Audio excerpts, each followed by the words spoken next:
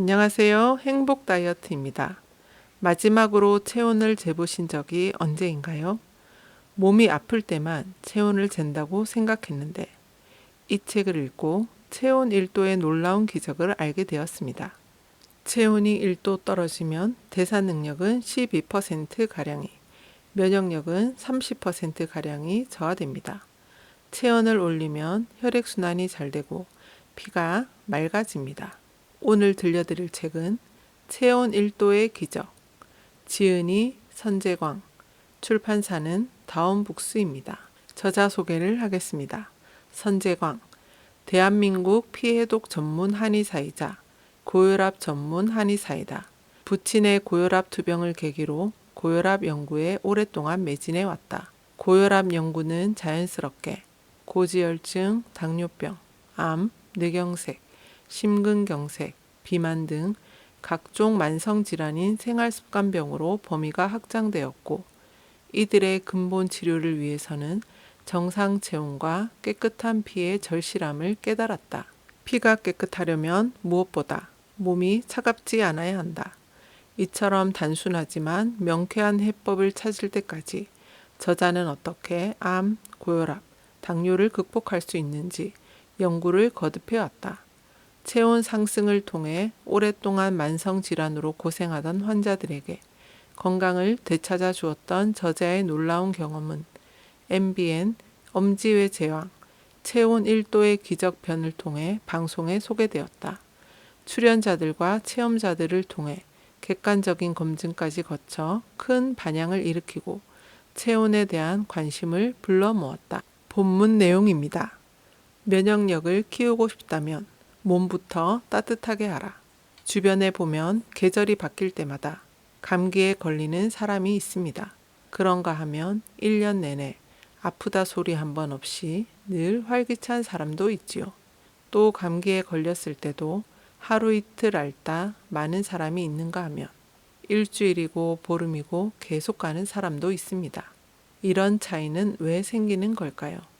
바로 면역력이 다르기 때문입니다. 건강에 해로운 외부 이물질이 몸에 침입했을 때 그것을 제압하거나 회복하는 힘이 바로 면역력입니다. 면역 체계는 누구나 날 때부터 갖추고 있지만 그 힘은 사람마다 다릅니다. 체온이 1도 낮아지면 인체 면역력이 30% 떨어지고 체온이 1도 올라가면 면역력이 무려 500%나 높아진다는 점이다.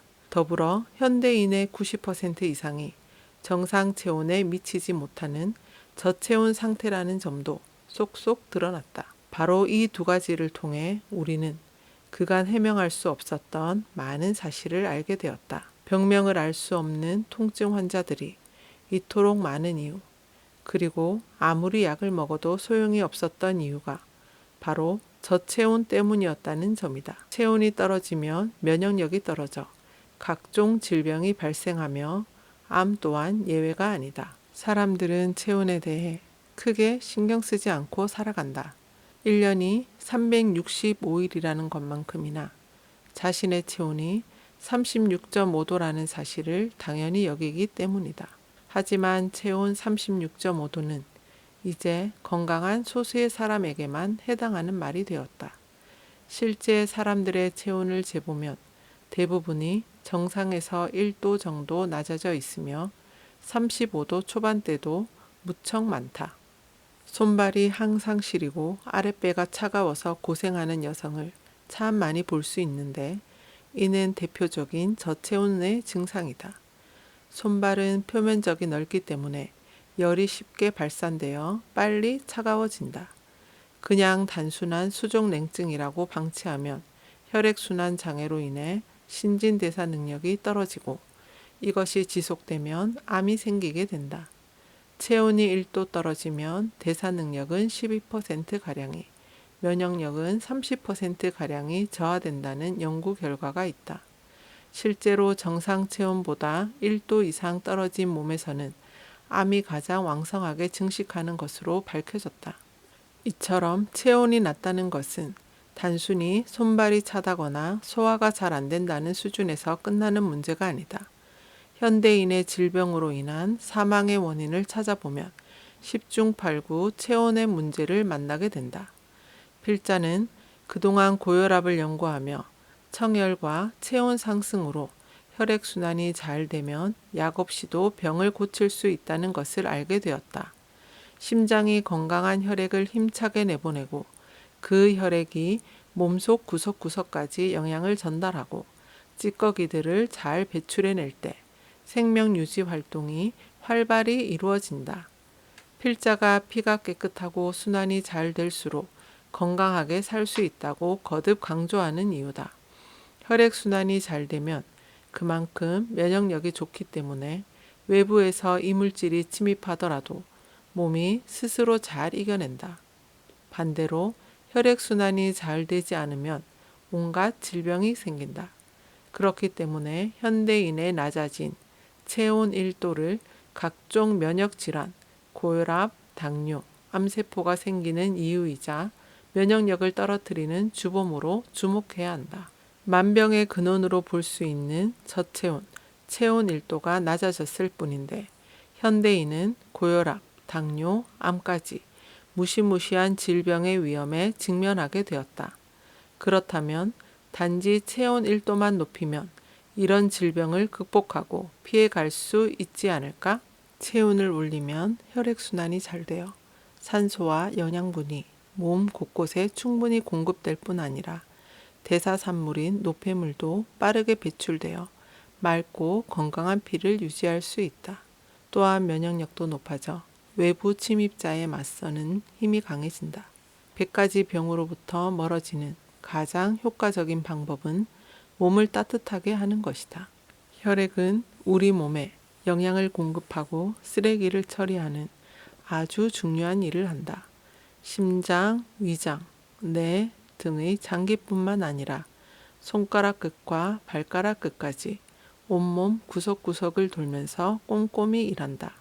심지어 손발톱이나 머리카락조차 혈액이 공급해주는 단백질을 먹고 자란다. 그러니 혈액이 없다면 우리 몸은 말 그대로 올스톱 상태가 되고 말 것이다. 이처럼 중요한 혈액이 건강한 상태로 우리 몸을 돌 수 있도록 각별히 신경을 써야 한다. 혈액이 건강해지려면 어떻게 해야 할까? 가장 중요한 것은 정상 체온을 유지하는 것이다. 이것은 언뜻 간단한 문제로 들리겠지만 실상은 그렇지 않다. 현대인 90%가 저체온이라는 점에서도 알 수 있듯이 우리가 살아가는 환경은 체온을 낮추는 방향으로 흘러가고 있다. 활동량의 부족, 과식, 고열량, 고지방의 음식, 과도한 스트레스 등이 그 이유다. 이러한 환경에 맞서서 체온을 높일 방법을 찾는 것이 피를 깨끗하게 하고 건강을 지키는 가장 확실한 길이다. 몸이 아프면 대체로 식욕이 떨어지고 열이 난다. 왜 그럴까? 병과 싸우기 위해 몸이 그렇게 반응하기 때문이다. 음식을 먹으면 소화시키기 위해 에너지를 많이 써야 하기에 체온이 떨어짐은 물론 그 대사 과정에서 노폐물이 생겨난다. 그래서 이를 막기 위해 식욕부진을 일으키는 것이다. 그리고 열이 나는 것은 면역체계의 활동성을 높여 체내 노폐물을 태우기 위해서다. 여기에서 알 수 있듯이 열이 나면 몸속 노폐물이 연소되어 피가 맑아진다. 열이 나면 혈액순환이 잘 된다. 열이 나면 우리 몸의 체온 조절 중추는 열을 식히기 위해 혈관을 확장시킨다. 더 많은 혈액이 몸을 돌면서 외부 온도와 접해, 식혀지게 하기 위해서다. 혈관이 확장되면 혈행이 빨라져 영양분이 장기 곳곳으로 충분히 공급된다. 또한 노폐물의 수거도 더 원활하고 신속하게 이루어지며 각 장기에서 효과적으로 처리되어 몸 밖으로 내보내진다. 이런 경로로 피가 맑고 건강해지는 것이다. 이처럼 체온이 높아 혈액순환이 잘 되면 체내의 신진대사가 원활하고 자연 치유력이 충분히 발휘되므로 세균이나 질병이 쉽게 넘보지 못하는 몸이 된다. 그러므로 감기에 걸렸을 때 열이 난다고 해열제를 먹을 것이 아니라 몸이 잘 싸우고 있구나 하고 지켜봐 주어야 한다. 어느 정도 견딜 수 있는 수준이라면 반신욕이나 족욕을 함으로써 몸이 열을 내는 것을 도와주고 심신을 이완시키는 것도 좋은 방법이다. 몸을 데워 땀을 흘리면 축적된 피로 물질이 땀과 함께 배출되므로 혈액이 맑아진다. 그 외에도 일상생활에서 피를 맑게 하는 습관을 들이는 것이 좋다. 피를 맑게 하는 습관. 1. 하루 한 번 반신욕을 한다. 반신욕은 피로를 회복시키고 혈액순환을 촉진하는 효과가 있다. 따라서 혈전이 생기는 것을 방지하여 피를 맑게 하는 데 도움이 된다. 2. 숙면을 취한다. 사람이 잠을 자는 동안에는 백혈구가 왕성하게 활동하면서 몸 안에 있는 혈전 유발 물질이나 균들을 제거한다. 따라서 잠을 푹 자는 것은 피를 맑게 하는 천연의 치료제다. 3. 스트레스를 해소한다. 우리 몸은 스트레스를 받으면 아드레날린이라는 호르몬을 분비한다.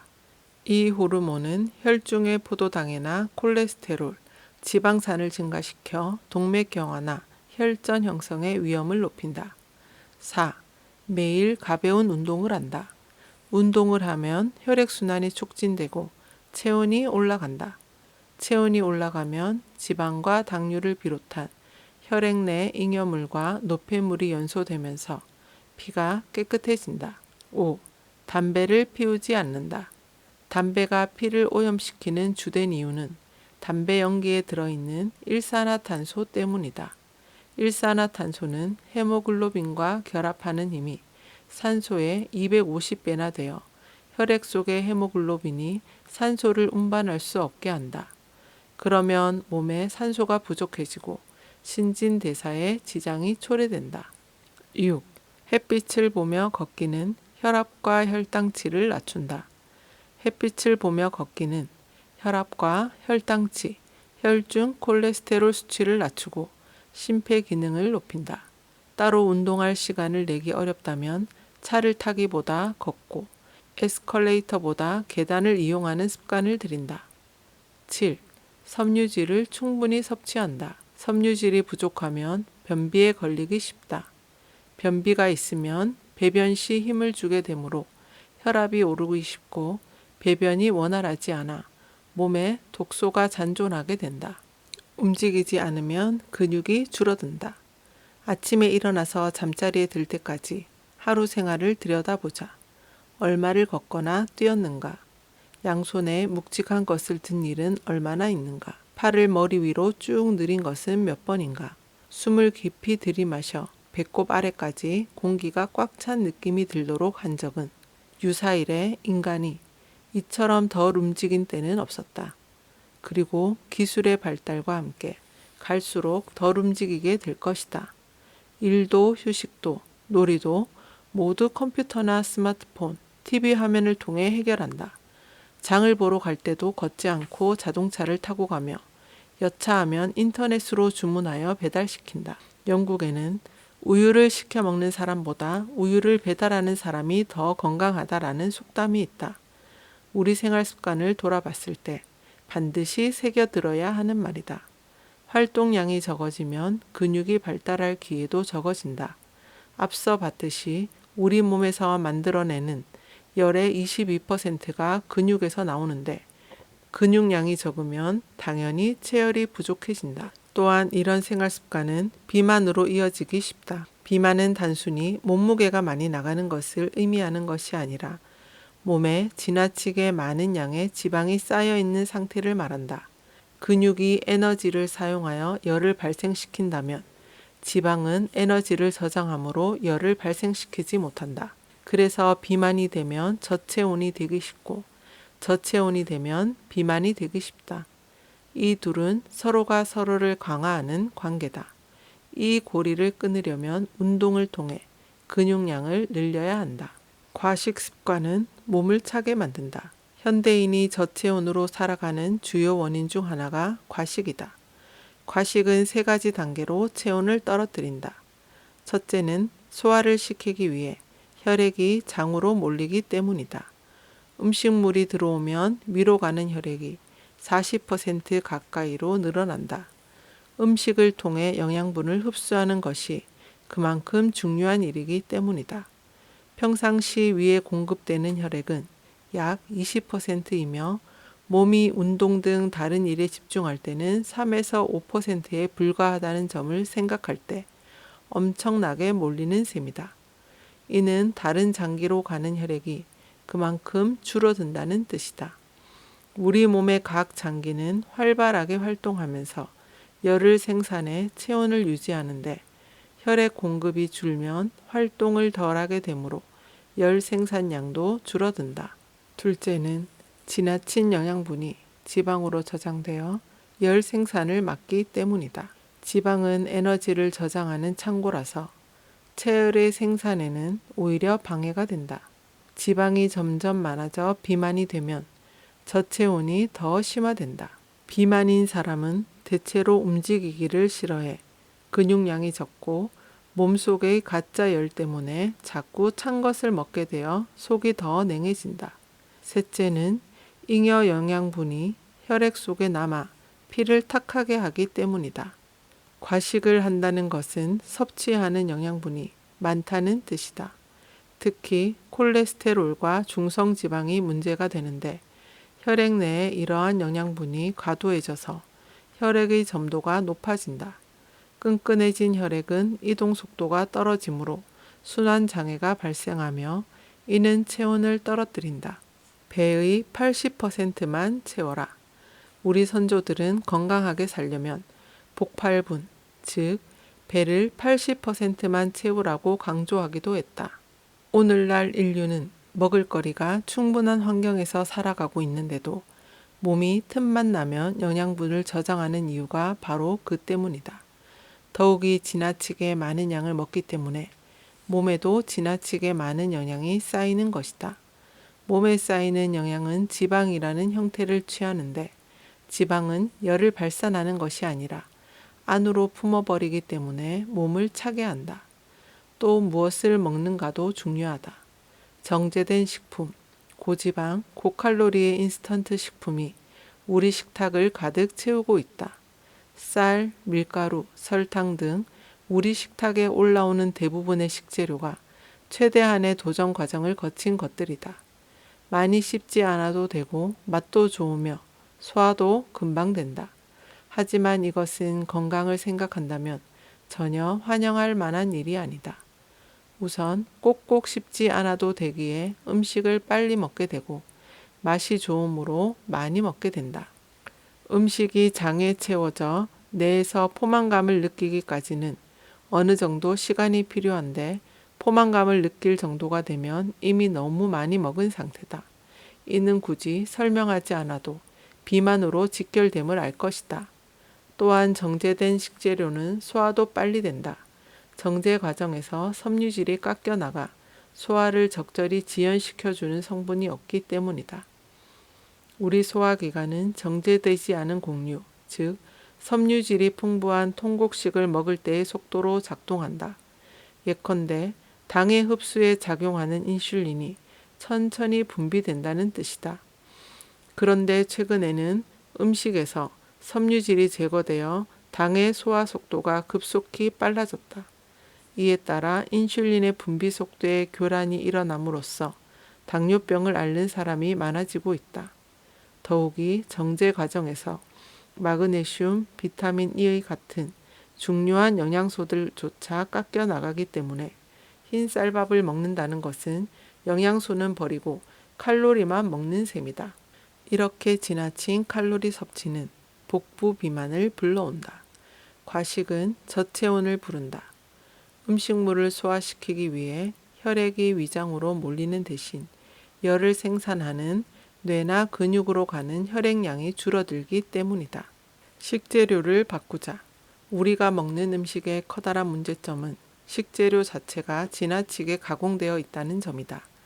우리 식탁에는 고도로 정제된 쌀과 밀가루, 설탕, 소금이 올라온다. 복잡한 소화 단계를 줄였으니 흡수가 빨라지는 건 당연한 일이며 이는 당대사의 메커니즘을 교란시킨다. 또 짧은 시간에 흡수된 과도한 에너지는 몸의 지방으로 쌓인다. 정제되지 않은 통곡식으로 섬유질을 풍부하게 섭취하기만 해도 과식으로 인한 저체온 문제를 상당 부분 해결할 수 있다. 섬유질이 포만감을 줄 뿐 아니라 소화를 적절히 지연시켜 혈당이 빠르게 오르지 않도록 해준다. 또 장 활동을 촉진하므로 변비도 없애준다. 즉석식품이나 패스트푸드를 멀리하는 것도 중요하다. 간편하다는 이유로 자주 찾는 이런 식품들에는 필수 영양소는 부족한 대신 소금, 설탕, 트랜스지방, 첨가물이 과도하게 들어있다. 맛은 있을지 모르지만 입맛이 여기에 길들여지면 담백한 천연 음식을 더 못 먹게 된다. 천천히 먹고 많이 움직이자. 과식을 하는 사람들은 대개 음식을 빨리 먹는 경향이 있다. 우리가 배가 부르다는 것을 느끼는 건 뇌 시상하부에 있는 포만 중추의 작용이다. 음식을 먹으면 장에서 소화가 되어 혈액의 포도당 농도가 올라가야 뇌의 포만 중추에서 그만 먹으라는 신호를 보낸다. 그런데 빨리 먹다 보면 그 신호를 받을 때까지 너무 많은 양을 먹게 된다. 과식하지 않으려면 천천히 꼭꼭 씹어 먹어야 한다. 많이 움직이는 것도 과식 습관을 막아준다. 몸을 움직이면 체온이 올라가고 체온이 올라가면 식욕이 억제되기 때문이다. 규칙적으로 운동을 하면 물론 좋겠지만 일상적으로 많이 움직이기만 해도 좋다. 현대인은 앉아서 생활하는 시간이 많기에 움직임이 많이 부족하다. 틈이 나는 대로 스트레칭을 하거나 목과 허리를 풀어주는 것도 필요하다. 반신욕이나 족욕으로 체온을 올려주는 방법도 좋다. 몸을 차게 하는 음식, 따뜻하게 하는 음식. 서양의학이나 영양학에서는 음식물의 열량을 중시한다. 먹는 음식이 몸을 따뜻하게 한다거나 차게 한다는 개념은 존재하지 않는다. 하지만 식품에도 찬 음식과 따뜻한 음식이 있다. 인체를 열이 많은 양체질과 몸이 찬 음체질로 나누듯이 몸을 차게 하는 음식을 음성 음식이라 하고 따뜻하게 하는 음식을 양성 음식이라 한다. 음식에도 음양의 법칙을 적용한 것인데 음식과 그것을 섭취하는 사람의 음양이 조화를 이뤄야 한다는 개념이다. 음성 음식과 양성 음식. 모든 음식에는 몸을 차게 하는 성질과 따뜻하게 하는 성질이 있다. 우리 몸은 음식물을 통해서 에너지를 얻기 때문에 무엇을 먹느냐는 무척 중요하다. 체온을 높이고 몸을 따뜻하게 하는 음식을 먹는 것이 좋다. 예를 들어 추운 지방에서 나는 음식은 양성 음식이고 더운 지방에서 나는 음식은 음성 음식이다. 추운 지방에서는 몸이 따뜻해져야 하므로 따뜻한 음식이 어울리고 더운 지방에서는 열을 식혀야 하므로 차가운 음식이 적합하다. 또 여름에 토마토, 오이, 수박, 냉국수, 맥주 등이 맛있게 느껴지는 이유는 몸을 차게 하는 작용을 하기 때문이다.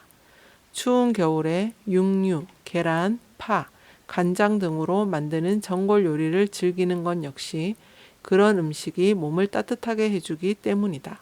음의 음식, 찬 음식은 부드럽고 먹기 쉬우며 양의 음식, 따뜻한 음식은 딱딱하고 조리하지 않으면 먹기 힘들다는 특징이 있다. 예를 들어 양상추나 상추 등은 음의 음식이고 당근이나 양파, 우엉 같은 뿌리 채소류는 양의 음식이다.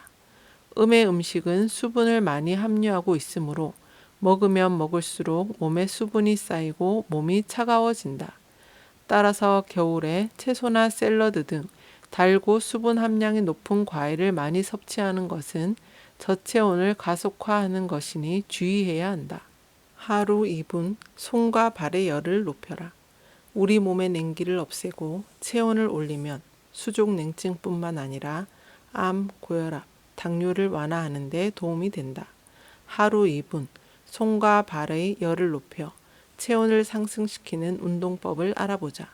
전신체조는 혈액순환을 촉진시키고 체온을 상승시켜 몸 안의 독소를 배출하는 효과가 있다. 머리, 손, 손가락, 손바닥 순서로 진행하는 것이 중요하다. 곤지곤지할 때 손바닥의 3분의 1 지점 가운데 노궁혈을 콕콕 찌르는데 노궁혈을 지압해주면 심장 기능을 개선하고 피로 회복에 좋고 혈액순환에 좋다. 특히 발바닥은 인체에서 가장 낮은 곳의 혈로 냉하기 쉬운 곳이다. 장의 기능을 활성화시키는 최고의 혈자리 용천혈만 매일 자극해도 냉증과 혈액순환 장애가 생기지 않는다. 곤지곤지와 똑같은 방법으로 발바닥에 있는 용천혈을 눌러 지압을 해주면 신장의 기능이 좋아져 기혈의 흐름이 촉진되고 체온 1도 올리는 데 효과적이다. 족욕, 반신욕을 가까이 하라. 두한 족욕은 가장 건강한 몸의 상태로 머리는 차고 발은 따뜻함을 말한다. 건강한 사람은 이런 상태가 항상 유지되어 신진대사가 원활하다. 먼저 반신욕은 38에서 40도의 따뜻한 물에 가슴 아래까지를 담그고 10분 정도 휴식을 취하는 방법이다. 조금 있으면 배와 하반신이 따뜻해지면서 온몸에 열기가 돌게 된다.